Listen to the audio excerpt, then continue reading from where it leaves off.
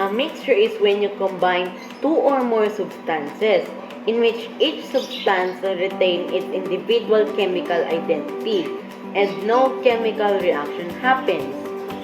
Mixture having a uniform composition all through the substance are called homogeneous mixtures. Mixtures that are not uniform all through are called heterogeneous mixture. All solutions are homogeneous mixture.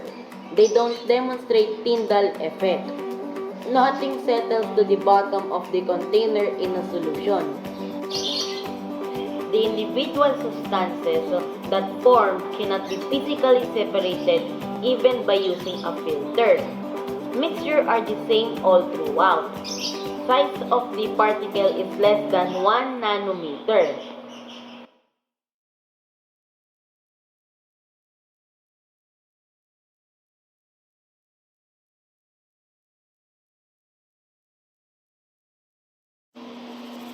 Homogeneous mixture that will not separate or settle over time. Once the substances are combined, they stay combined.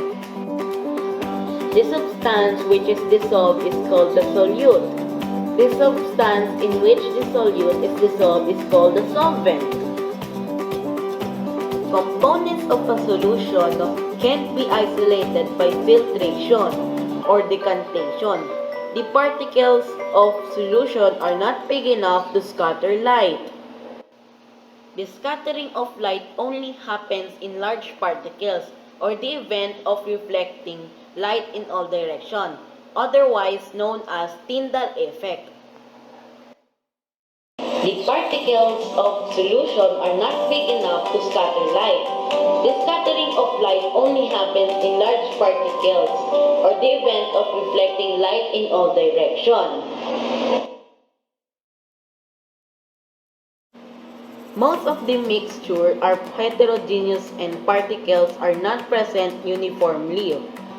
They demonstrate the Tyndall effect. Mixtures are the same all throughout.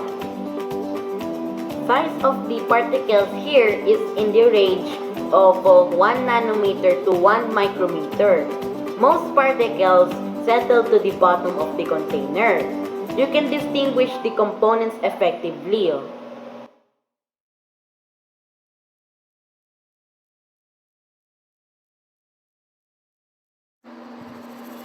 Colloids are a special case of mixture, somewhere between solutions, which don't settle, and suspension, which settles out quickly.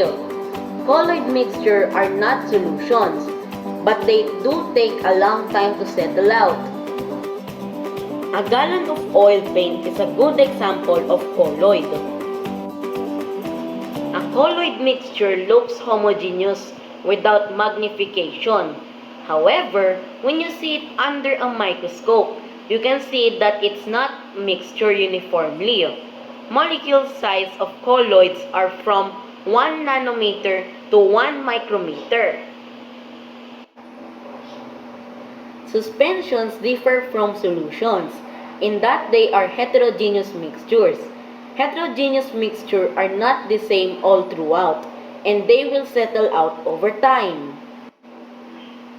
A suspension has bigger particles than the above two mixtures. Both decantation and filtration can isolate the components of suspensions. A suspension is basically a lot of small particles suspended by the water rather than being dissolved in it.